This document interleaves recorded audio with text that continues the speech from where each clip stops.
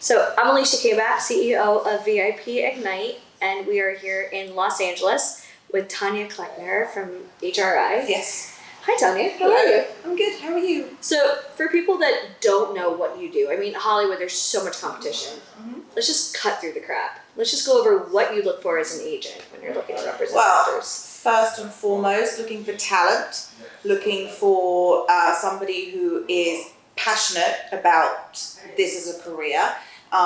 Somebody that's training, is continuously in class is very, very important. That's basically it. And, this is a business where you have to invest. Headshots are not cheap. Classes are not cheap. Your schedule needs to be flexible so your agent can send you out on auditions. It's a tough business, but it has a lot of great rewards. And I just want to notate, she had gone over investment. I think a lot of people think that just because they invest money that they're entitled for greatness. Like classes and websites and pictures, they don't really get you in front of the right people. How important is networking? Networking is important. For me, it depends on, I don't want you sitting on your butt at home waiting for the phone to ring. If you're sitting at home doing nothing, then why aren't you in class? Why aren't you working with other actors and continuously working that muscle as an actor? My job is to get you auditions, is to get you in front of these casting directors.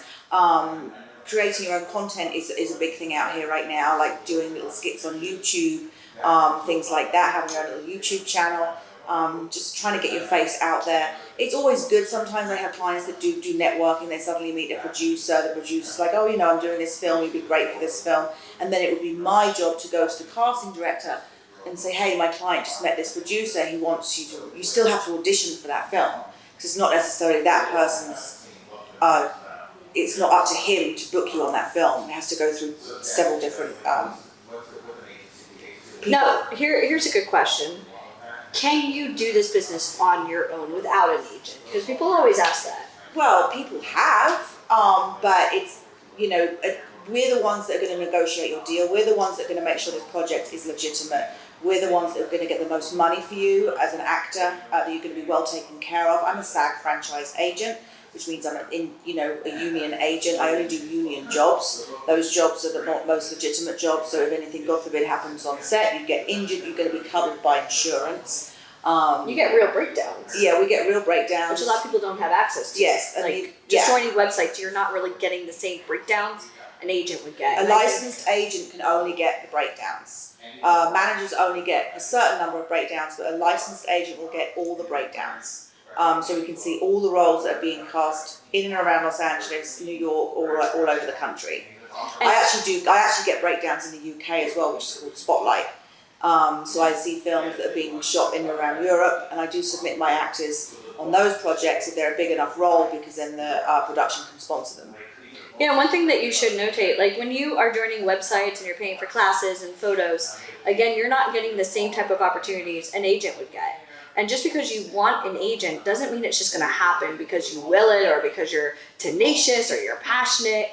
There's so much competition. What do you think some of the biggest misconceptions are? Like, we're in Hollywood. What do you see people doing that you're just like, stop?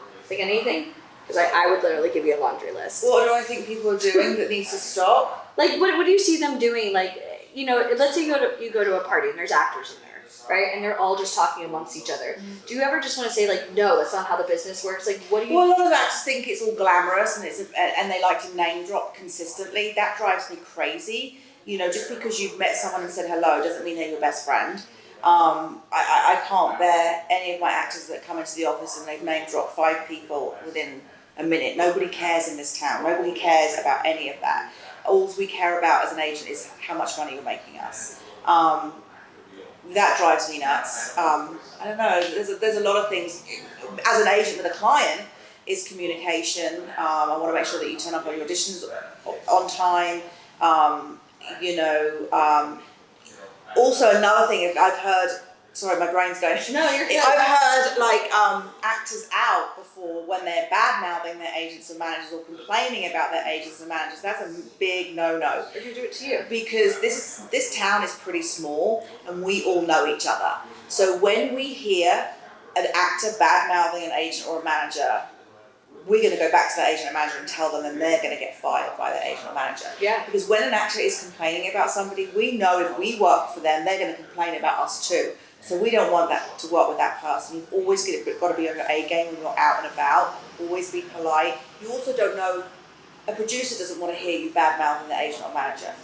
An agent or manager doesn't want to hear you bad mouthing a producer, a lit producer. You always need to be polite. Always need to be smiling. Always need to be friendly, engaging, passionate about your career and loving everybody. And especially here in Hollywood, like, you don't know who's behind you. Like, you could be at a coffee shop. No. You could be at Subway sandwiches. Like, you have no idea. Yeah. And, you know, honestly, some of the biggest names that I've met, like, they don't even, like, dress in Chanel. Like, you would have no idea. And even assistants, right? Like, if somebody's mean to your assistant and they're waiting in line, or... That's what I said before. It's like I always have a 2-block rule for all my clients when they're going on an audition. Once you hit within 2 blocks of the address you're going to, you suddenly smile, you're nice to everybody, because you need to stop at Starbucks to get a coffee. One of the casting assistants or one of the casting directors could be in that office, in the Starbucks.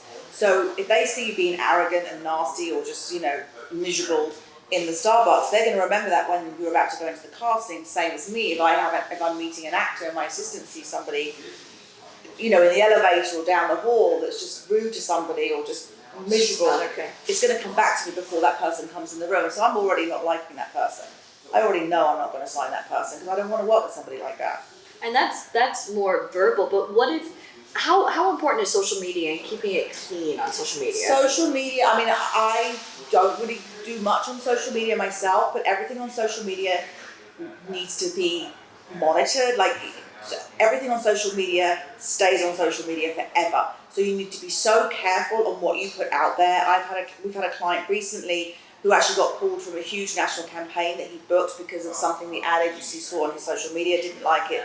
So they fired him before he shot it. So he lost maybe $100,000. And even who you associate with on social media. And I hate to sound like such like a, but for real, like, if you have a casting director, it's between you and other people and you're very adamant about whatever, right? Everybody wants their soapbox. When you're a celebrity, yeah, you can endorse certain people and whatever, but you need to keep it clean, because in this town especially, they do. One person, the casting Snapchat, directors, the producers, the networks, they will go over your social media before they book you. Especially for series regular roles, they will go all over, online everywhere looking for anything. Let's go. So you need to be very careful on what you put out Crazy there. ex-girlfriend. Yeah. Like, searching. Yeah. But it's true. Like, I wouldn't want something to come out where, somebody was like, whatever. Let's see what else. I always like to talk about the unglamorous side of this business. I know we were talking about rejection. I think people don't, you could, in this town, you can go on so many auditions and not get any. I always say, when you see the series regulars on shows, that series regular has probably had over 200 no's before that yes, and they're now on that show. So you have to remember how many no's they had before they're now making great money on a show. And who knows if that show's even going to keep going. Yeah. So you're still kind of working week to week, trying to, making that money. All of a sudden it could just stop. And then they've got to go back in auditioning. So auditioning is a big part. How important is it to think about moving to LA when the time is right, in order to really do this? We have talent all over the world. Do I really need to move? Yeah. Yeah, you do. You do. You need to be here. It's better to be here. Make sure you're in class. Episodic season's coming up, which is August, September. And that's when we start kind of building your resume, doing the co-stars, the guest stars, ready for pilot season, which will start the end of January.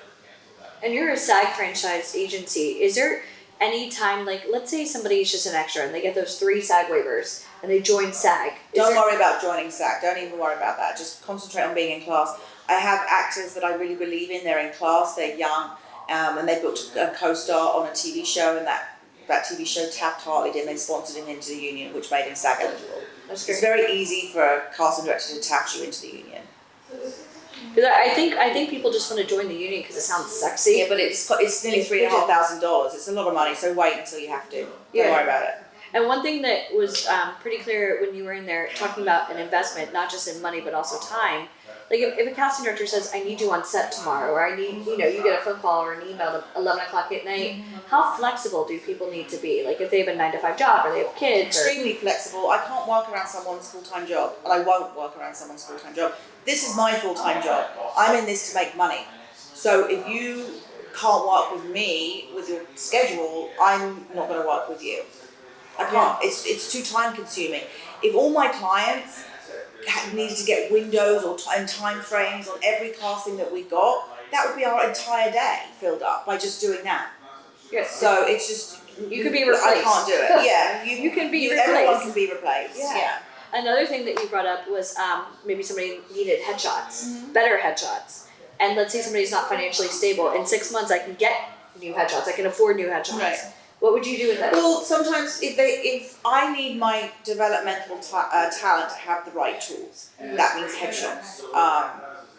Have the resume done, but I need all the headshots up on the sites, which is Actors Access and LA Casting, the sites that I submit your material to the casting directors, and then I'm not getting the right traction I want because your headshot isn't very good. And then you tell me you can't get headshots for another 6 months. Don't complain to me because you're not getting as many auditions that you want, because I don't have the right tools for you. So I'm willing to wait 6 months if I'm still passionate about you. I'm like, you know what, I'll try and get you auditions, I'll try and get you self-tapes, use those 6 months to stay in class, and then we'll come back. But if in 6 months there's still no headshots, it's a wrap. I'm done. It's a wrap. Yeah. Now, one thing I always like to go over on my webinars that I do, because I deal with a lot of people that think they understand the business because they've watched a TV show or maybe they heard from a friend of a friend of a friend, that you should never spend money if you're looking to get signed, or like if they ask for money, it's a scam. Now, when people say that, it drives me crazy. I don't know about you. It's like just nails on a chalkboard. In order to get signed to like a legit agent, you need to invest time and money before she will even talk to you. Mm-hmm. I mean, it's not just I look good and I'm passionate. Like, why would you want to work with somebody brand new? You don't. No, I don't. I need you trained. For an agent, for myself, I will take somebody on when they're ready to go in the room, when they're ready to audition. Because I'm going to start sending you auditions right away. I want to build the fan base for you, and I want you to start booking. That's it. I'm in this to make money. It's a business. So that's what I want to do. I'm not going to sign you and you haven't taken classes because you want to be in the show business. That's what you want to do. Hence the second word is business.